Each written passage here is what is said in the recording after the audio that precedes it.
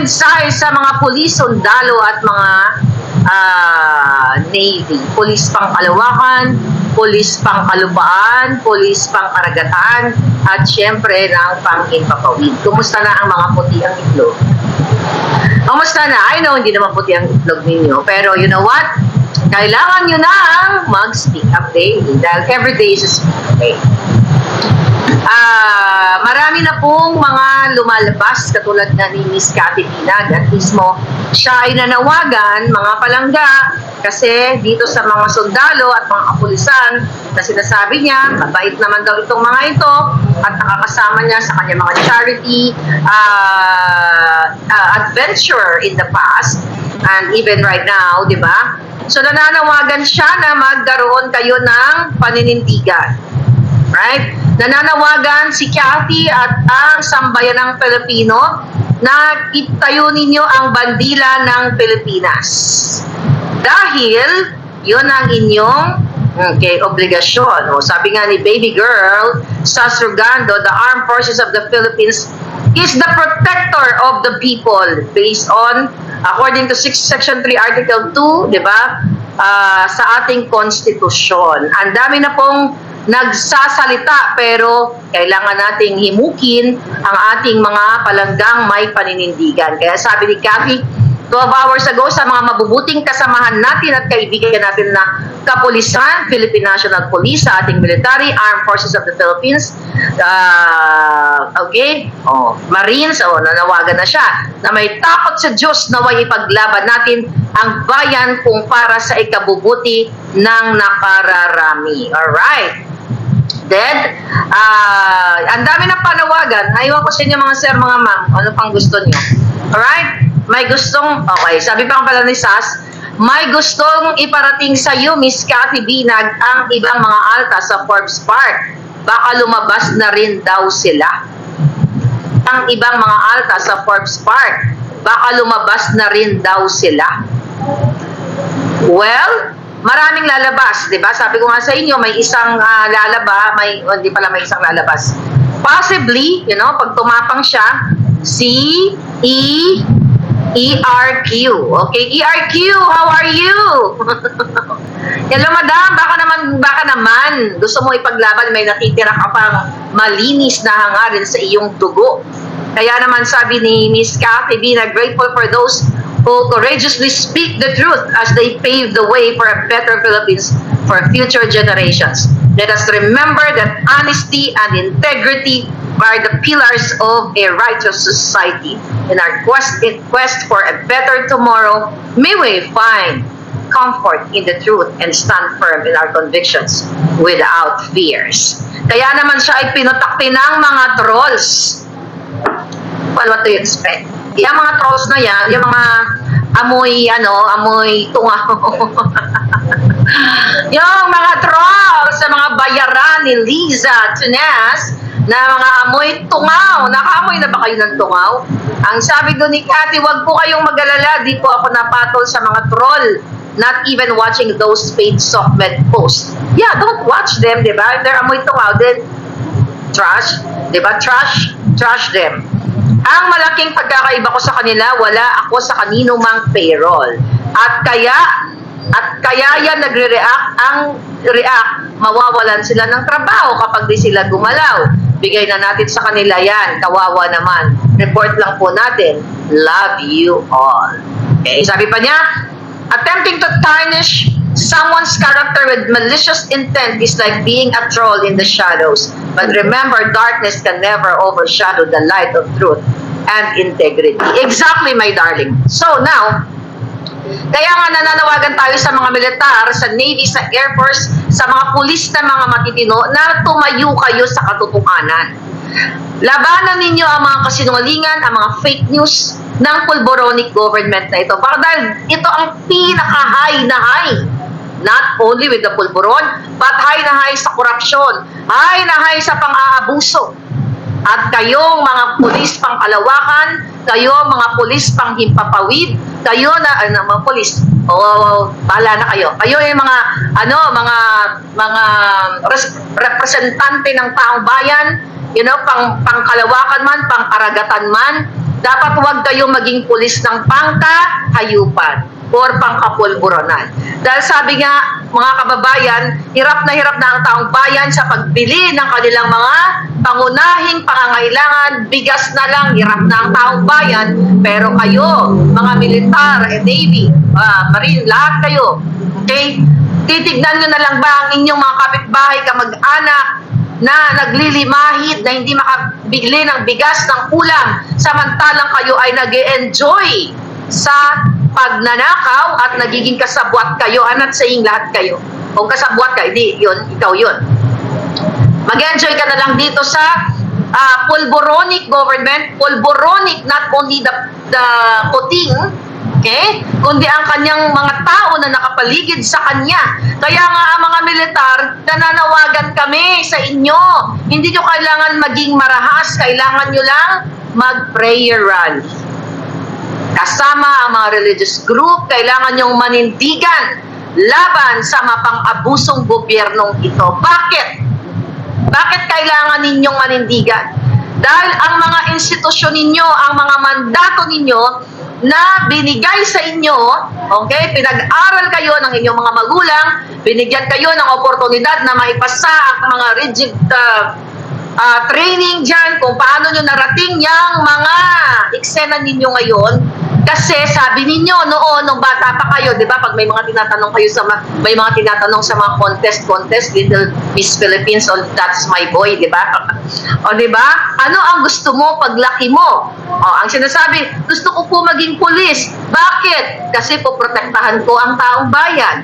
O, may mga katanungan, ano pong gusto nyo? Gusto ko po maging sundalo. Bakit? Kasi lalabanan ko po ang mga manggugurgur sa bayan. Eh, you're there! Ang tunay na manggugurgur, di ba? Ang gobyernong bangag. Yan ang mga sinasagot-sagot ng mga bata. Why? Bakit kayo sumasagot sa ganyan, mga palangga? Why? Yung mga batang yun sa that's my boy and that's my girl. Di ba? Kasi, ini-inculcate ng inyong mga magulang, nung bata pa kayo, hinuhubog kayo sa magandang pananaw sa buhay, na maging kapakipanagpinabang kayo sa lipunan. That one day, magiging leader kayo para sa kaalwanan ng inyong lupang sinilangan, na kumakanta kayo everyday nung kayong bata na, ang mamatay ng dahil sa'yo, di ba? Gamakanta kayo. And even now.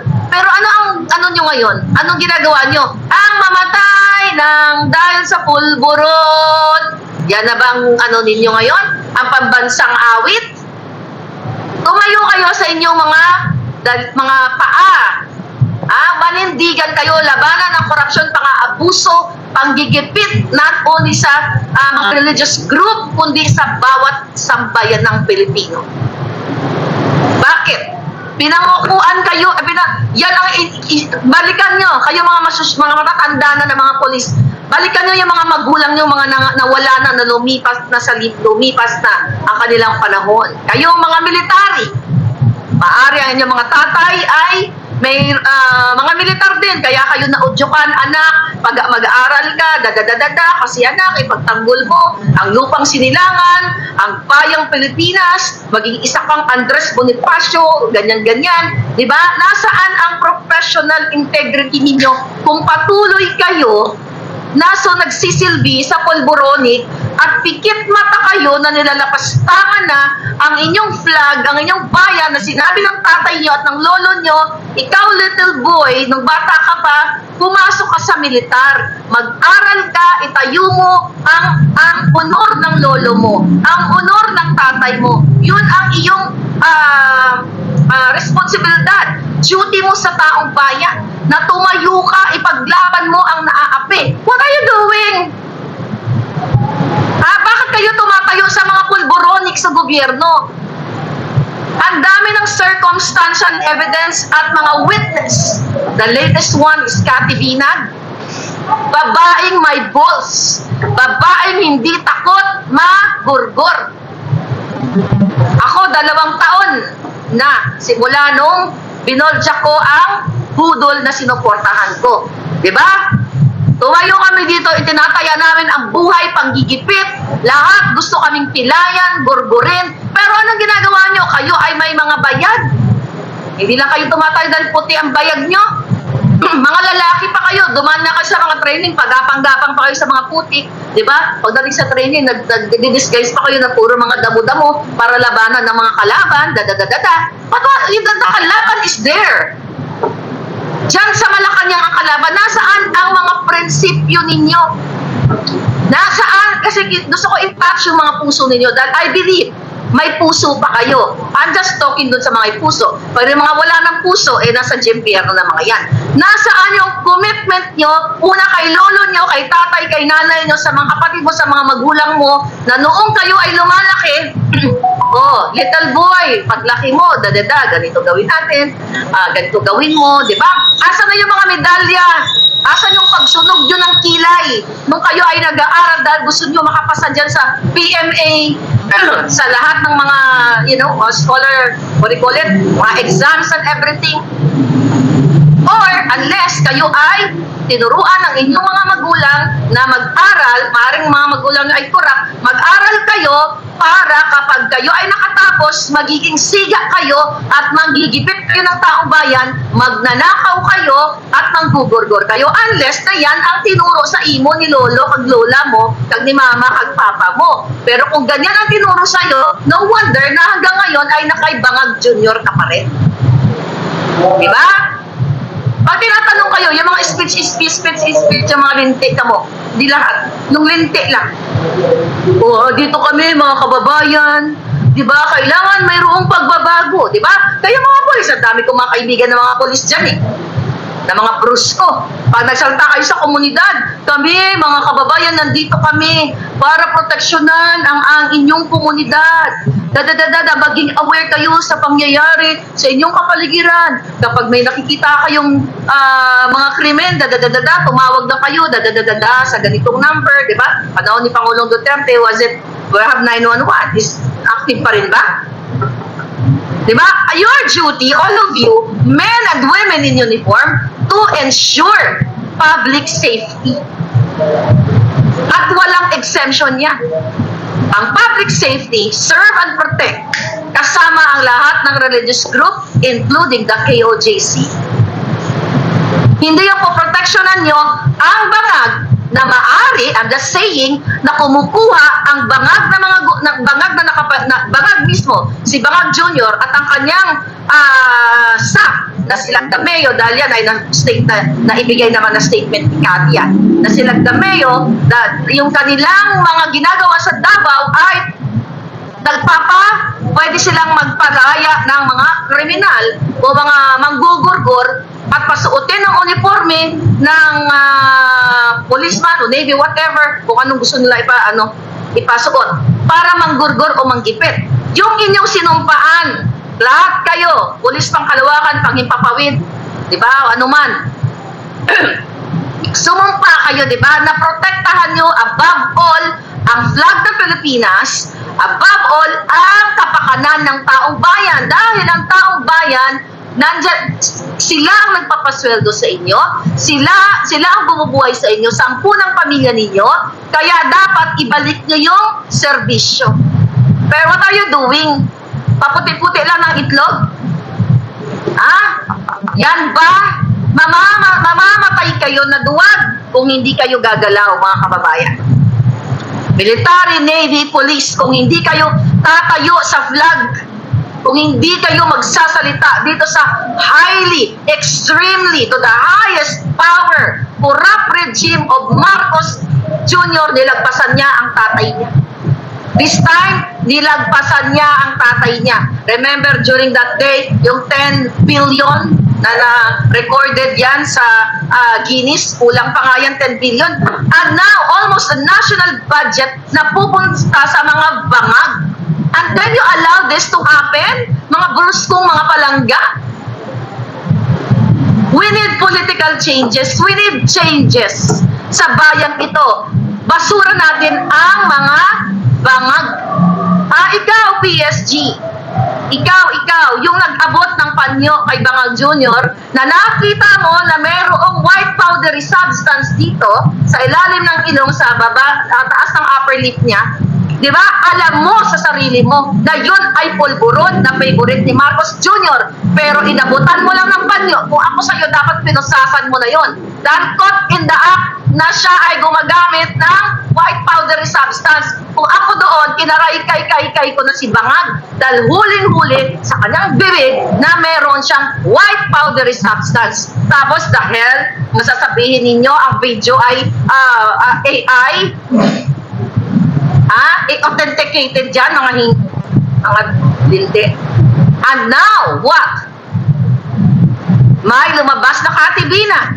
Eyewitness, star witness, alindog witness, kung ano pa man ang gusto nyo sabihin sa kanya. Kahit papikitin mo siya, ano man ang paninira nitong mga dugyots na bayaran ni Lisa Tanas at ng kampon ng mga bangag, mga kababayan, never ever nyo mabubura sa isipan ng taong ito hanggat siya ay nasa tamang pag-iisip ang sirkumstansya o ang kanyang na-witness na pangyayari na si Bangag Jr. at ang kanyang mga kaklase sa pulboronic session ay normal lang na parang buffet ang hinahain na illegal na pulburon dyan sa mga parties at hindi nyo matatanggal sa isipan ni Cathy dahil siya ay nandoon sa kanyang ex-partner for 10 years. So sabi nga niya ay naka-diary na yan, naka-journal yan at may USB pa siya. At doon ang pinakaunang revelasyon niya na inabutan siya mismo, ay inalok siya mismo ng isang Joditos Benedictus Magner kidnapper lahat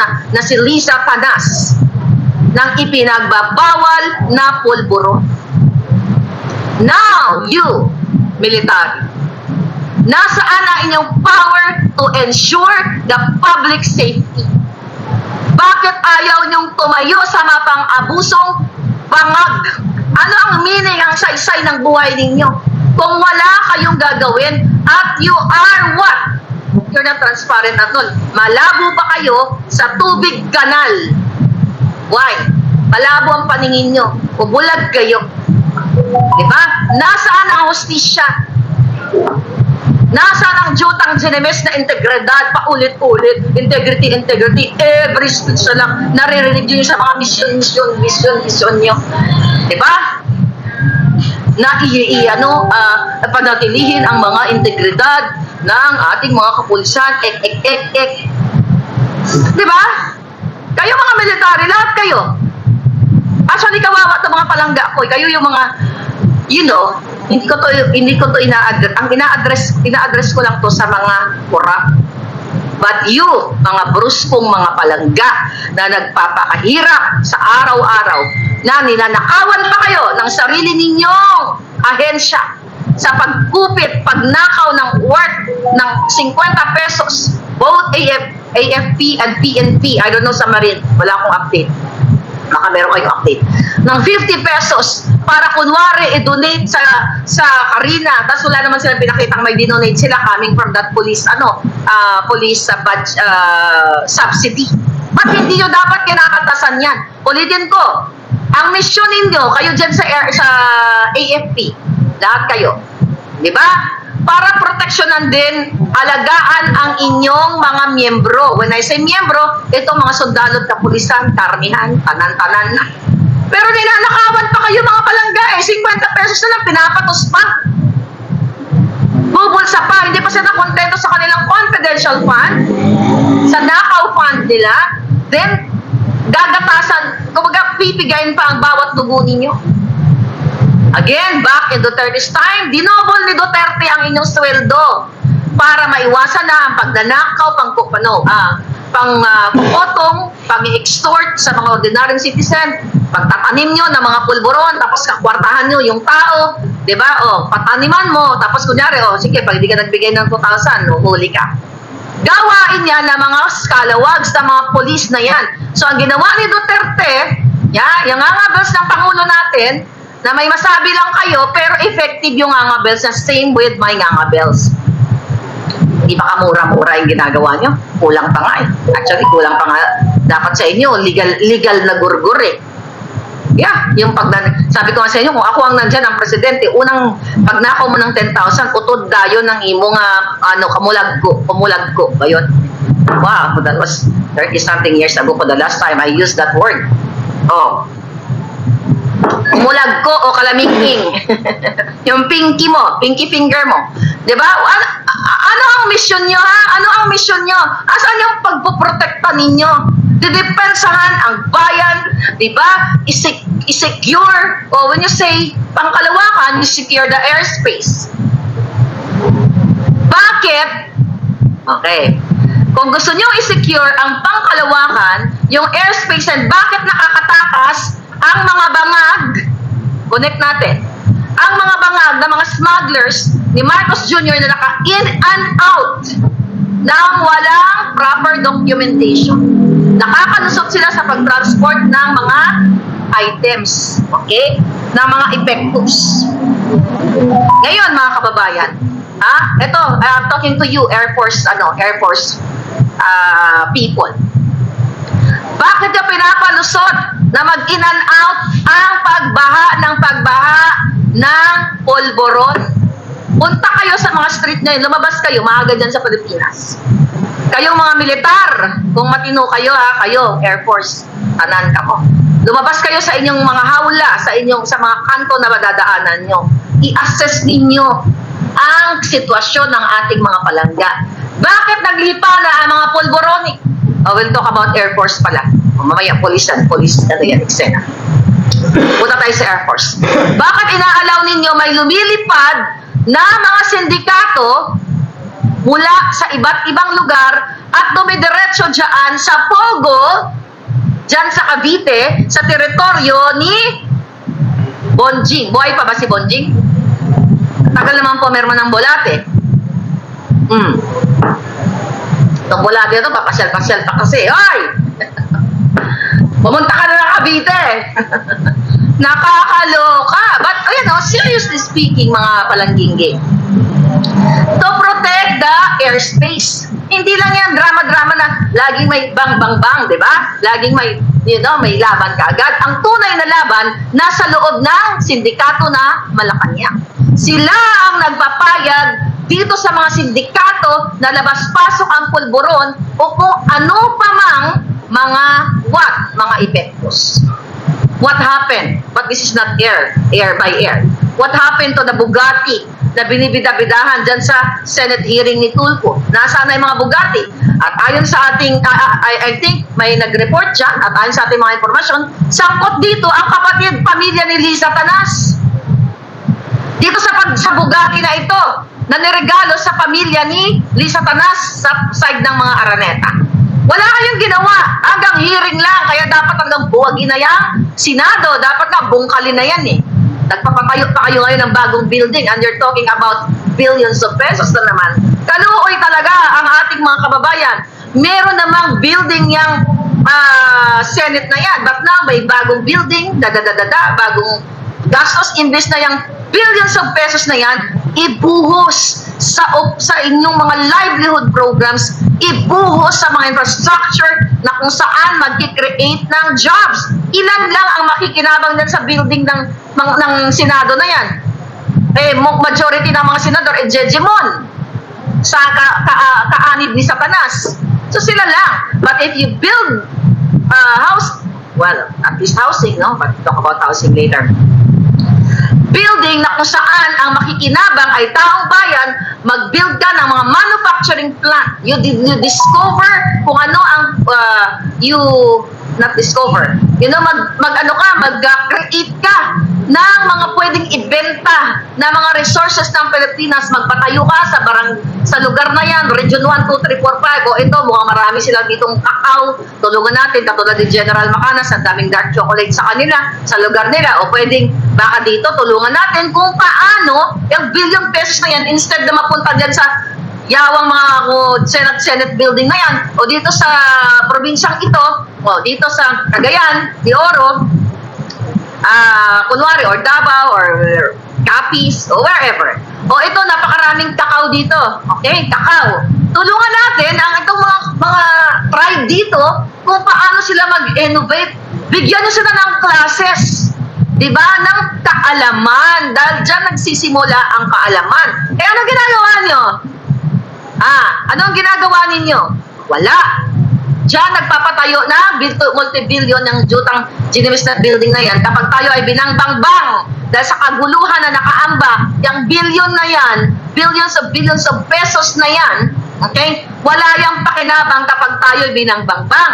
But if you equip the Filipino people ng kanilang excuse me, edukasyon, diba? Pangkalusugan, diba? Kaalaman, o kung sila ay mga reserve citizens, diba?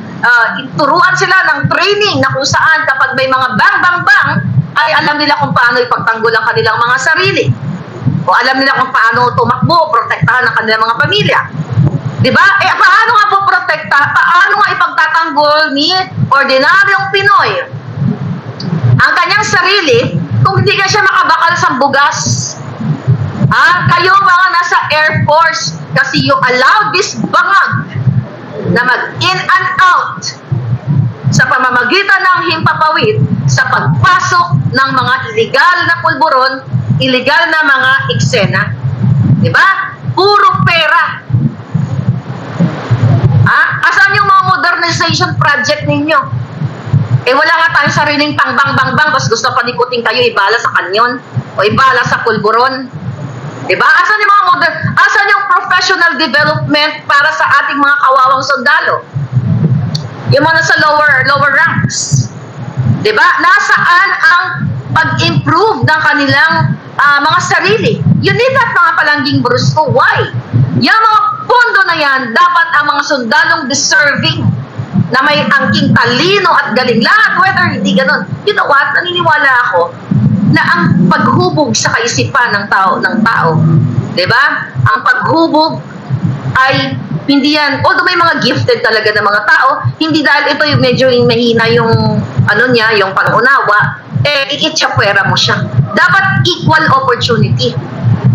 Kung ako nandyan, ako ang general dyan sa Air Force pa pinag-usapan natin, lahat ng deserving students, whether hindi siya ganun katalino, pero nagpupunyagi siya, bibigyan mo ng opportunity. Maganda yung ginagawa niya, bigyan mo ng scholarship, bigyan mo ng continuing education. Then, magkakahubog tayo ng mga magagaling na tagapagtanggol ng bayan. Pero hindi, mga palangga, ang mga generals, karamihan na nagniniwala kay bangag, binubulsa ang pera nila at ang mga anak nila, di ba mga kababayan, nag-aaral sa mga tanyag na eskwelahan sa Antarctica, sa Europa, sa Amerika, sa lahat. Okay? Lahat. Saan nagagaling ang perang yan? Sa kaba ng bayan. And you ordinary military, you ordinary policemen, anong ginagawa? Nangutang pa kayo, nag 5-6 pa kayo kay Mr. Ching. Di ba? Tama ako, mali. Kayo mga pulis na matitino, na hindi gumagawa ng pangdorobo. Anong ginagawa niyo para mapaaral yung mga anak niyo? Di ba nangutang pa kayo kay Mr. Ching? 5-6? See? Kasi nga ayaw niyong gumalaw, ayaw niyong manindigan. Hanggat bangag ang sinusuportahan ng mga general na ito, bangag ang magiging kinabukasan ninyo. Failure itong gobyernong ito na bigyan kayo ng opportunity. Ito dapat sa multi-trillion budget na napupunta lang sa kanila, dapat ito'y napupunta sa inyong mga anak, sa edukasyon ninyo mismo. Hindi ka forever lang, kasi di ba dito sa Amerika, if you want to go to school, go back to school, then they have that opportunity. Di ba? After nila ma-deploy sa Iraq, Iran, kung saan man, di ba, in the past, pagbalik nila dito sa lupang sinilangan nila, may mga opportunity sila na magbalik sa school. Diba? Meron dapat ang proyekto yang gobyerno, ang AFP, PNP, lahat ng mga pulis pang ipapawid, kalawang karagatan. But look, darling, for 50 pesos na rice subsidy nyo, ginakawat pa nila. Mga inyo di punggol. Ginakawat pa na mga linte namin sa lugsugon. Well, favorite ni Lisa ka na sa lugsog siya. Sir Indaza. Okay, going back. Now you, PNP. Let's go to PNP. Ikaw, Marbil, lahat kayo ng mga ungas. Well, mga kababayan, I am talking to the good ones, to the good people, good cops, not kapulburon cops. You have to speak up. Ulit-ulitin ko, nilalapastangan na po kayo eh. Wala na kayong integridad now. Hindi niyo ba napapansin? Takot na uli ang mga tao sa inyo. Di ba masarap magtrabaho na ina-admire ka? Sabi nga ng mga nakausap ko, mga polis na mga brusko in the past, Miss Marlica, ang baba ng aming mga moral. Takot na uli ang mga tao sa amin. Talamak na uli sa mga kanto, sa mga iskinita. Sabi pa nga nung kausap ko, may binanggit siyang iskinita somewhere in Marikina ba yun? Quezon City. You know that, sabi niya, alam mo, yung ano na yan, yung iskinita na yan. Nung panahon ni Duterte, sabi niya, bago pumasok si Duterte, hindi mapasok yan. Panahon ni Noynoy, hindi mapasok yan dahil talamak, even taxi drivers, takot pumasok sa lugar na yan dahil notorious yung lugar na yan. Maaaring tutukan ka, hold upin ka, never. Mga taxi ayaw maghatid ng mga wheel. Alam ko yan, may mga ganong lugar sa Pilipinas. Then nung Duterte, nalinis dahil natakot yung mga tao na wala yung mga addictus benedictus na mga biktima ng bangag na gobyerno, some of them ay nasa rehab center. Then sabi ng bruskong pulis sa akin, sabi niya sa akin, Palangga, Marlica, sabi niya, nung dumating si Bangag, nagsibalikan sila. Sabi niya, alam mo yung mga pinakulong namin na mga involved sa pulburon, nakakasalubong na namin. Ang tatapang pa. Kasi they are protected. See? Nagsisimula ang lahat sa leader kung mayroong paninindigan at mayroong willpower to change the government. Kahit si Pangulong Duterte, okay? Kahit ang kanyang bibig, nakakatawa siya, nakakamiss nga, di ba? Kahit nagmumura siya, mas gusto ko pang magmura ng everyday yan. 24/7, as long as ginagawa niya ang para sa Pilipino, ang minumura niya ay yung mga traidor, mga taksil. Kasi mga junior, anong ginagawa? Hindi nga nagmumura.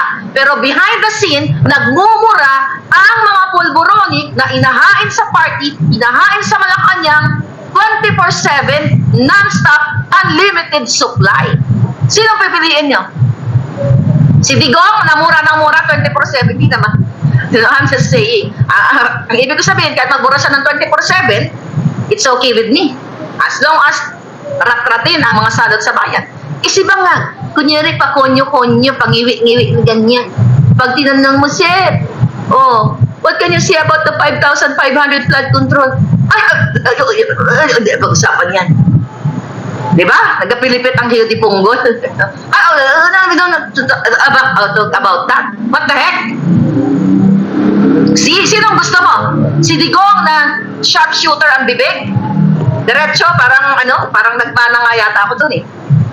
Sharpshooter, di ba, ng bonggang-bongga. Pero sinabi na, ikaw, lusyutan, pag hindi ka nagbayad, tutuliin kita ng bonggang-bongga. Tapos nagbayad ka agad. Si Marcos Jr., behind the scene, kunyari, malamang, pag anuhin natin. Tinanong ko siya nasa interview, Mr. Bangag, sabi ko, ano yung method mo or way mo to appoint your cabinet secretary? So, yung mga appoint mo, ay, Marlica, ang gagawin natin, sabi niya gano'n, yung mga magagaling, sabi niya, yung mga galing ang ilagay natin. Nung panahon nga ng tatay ko, yung mga nasa ibang bansa, pinauwi pa niya para mag-contribute sa bayan. Yung pala, ang i-hire niya, magagaling mga awat, magagaling makikipagsabuatan sa pulburon. Katulad na lamang ni Pidea. Okay? Was that Lazo. Okay? Yung pala, yan si Lazo na yan ng Pidea. You know that, mga palanggang polis? Kaya Pidea, ayan ay residente na yan ng Hawaii. Kung tutusin, dapat nag-i-enjoy na siya ng retirement niya. Pinauwi ni Bangag para dyan ay makipagsabwatan sa Pidea at manggipit. Nakita nyo naman ang hearing noong Pidea Leaks. Right, mga kababayan? Sa ngayon, si Duterte, silang ni Digong, kuting, lusyutan, pag hindi ka nagbayad, tuliin ka. O ngayon, si Kuting, pag hindi sumunod sa oligarch, siya ang tutuliin ng mga oligarkiya. Why? Si Kuting o si Bangag ang tutuliin ng mga oligarchs. Why? Kasi, alam ng oligarchs, alam ng mga Bangag kung anong titirahin sa kanya. O Kuting, Junior, kung hindi mo yan gagawin, tutuliin kita o ilalabas ko ang iyong pulburonic video. See? Baliktad. Si Duterte, maparaso ng baba niya sa iya mga walang kwentang nilalang sa mundong ito, pero may balls siya para not sindakin eh. Kasi tax evader eh. Diba? Naglabag sa batas. Kayo nga dyan sa mga tindahan ninyo. Diba? Mga tindahan ninyo, sari-sari store ninyo mga palangga. Diba? Sinisingil kayo. I don't know kung ano nang patakaran yan. Nung ako'y kabataan, diba? Wala namang taxes yan. Magkano lang naman yung sari-sari store ninyo dyan sa inyong mga kanto. Tapos utangon patanan. Yan no, sakit na Pilipino, no? I just remember na may sari-sari store ka, utangin lahat ng kamag-anak mo, kapitbahay mo, paano na lang matira sa'yo? Huwag ka na mag-sari-sari store. Diba? Anyway, anong ginagawa? Balik tayo dito kay Kuting. Siya ang tutuliin ng mga oligarkiya. Yan ang katotohanan, mga kababayan. Kaya kayo mga pulis, you have to get out from the pulboronic administration. You have to speak up now na. Okay? Kasi kung hindi kayo gagalaw, sino ang gagalaw? Sabi ko nga, nasaan yung pangako nyo sa taong bayan? What is your mission to the taong bayan, to the Filipino people? I-enforce ang batas. Walang kinikilingan, walang pinoprotektahan. Look at you! Ang nahuli na pulboronic sa alitagtag na driver na kasinlaki ni Hogan on Somo Rescler. Diba? Protektado ni Ngiwi Abalos. Protektado ni Bangag. Nakita nyo naman ng press conference. Nagpabida-bida siya. Oh, this is historical. Nakahuli tayo ng 1.8 na tons of pulboronic. My favorite. Ito, interviewin mo si Master Sergeant Ek. Kalimutan ko yung pangalan. You know? So, interviewin nyo. No, in-interview na ng media, buti ka muna inagaw ang microphone. May mga bagay na hindi siya pwedeng sasagot, kami sasagot. What the heck? Hoy! Men and women in uniform ba? Kayo mga gising ang inyong mga juta. Presidenteng Bangag. Si Master Sergeant, ano ko lang example, di ko lang ako Master Sergeant siya. Basta, yung pulis na yon, mga itad. Yung pulis na yon, na humuli doon sa alitagtag. Ino-coach.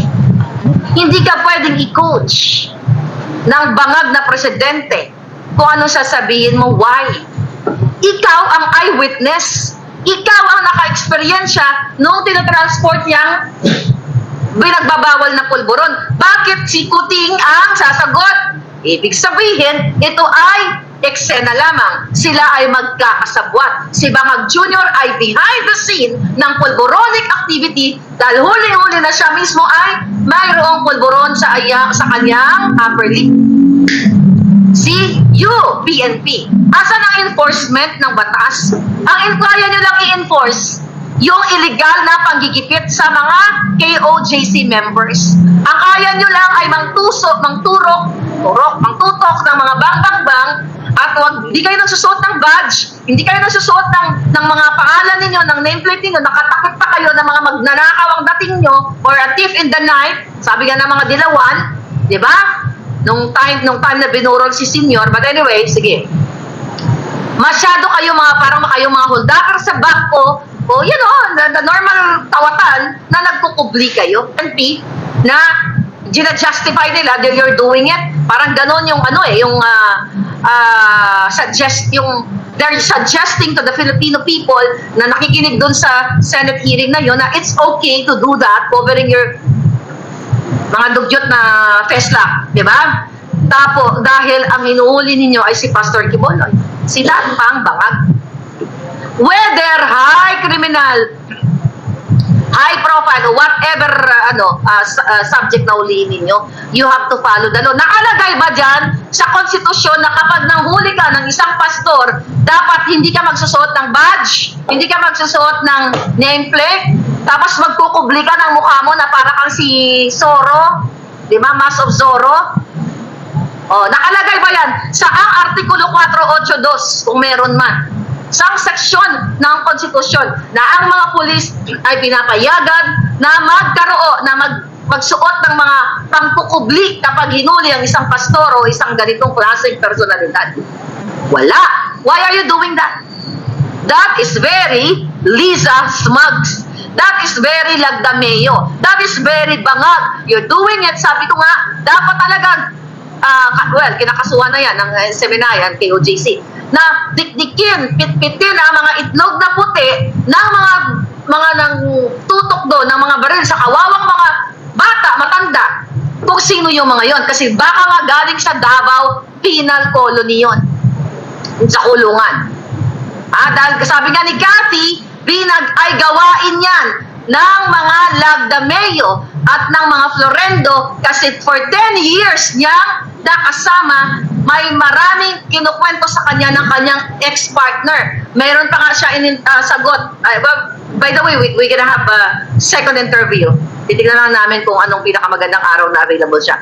Diba? Doon sa interview niya with Lorraine and with the SMNI, mga kababayan, sinasabi niya na mayroong pagkakataon na witness niya na ang ginagawa ng ex-partner niya, ang pamilya ng Lagdameo Florendo, yung mga tao, pinatatakbo sa dagat, binabaril. Pero ang sabi niya, hindi naman binabaril na pinatatamaan. Para bang pinaispantahan lang. Yan ang sa mga pelikula, takbo, di ba? Parang mga pagpelikula nung unang panahon. Oh, sige, bata, takbo ka.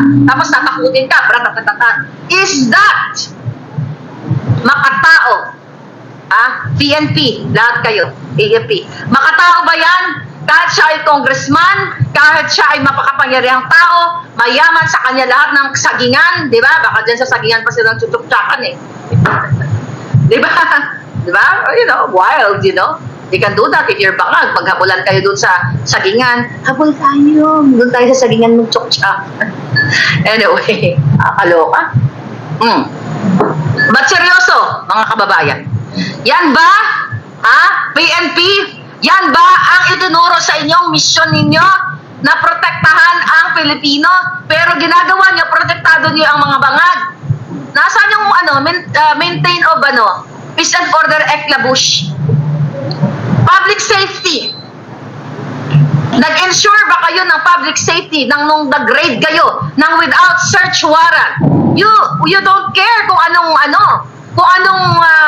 kahinatnan ng mga bata doon na na-traumatize dahil nagdala kayo ng mga bang-bang-bang. Paano kayo pagtitiwalaan ng taong bayan?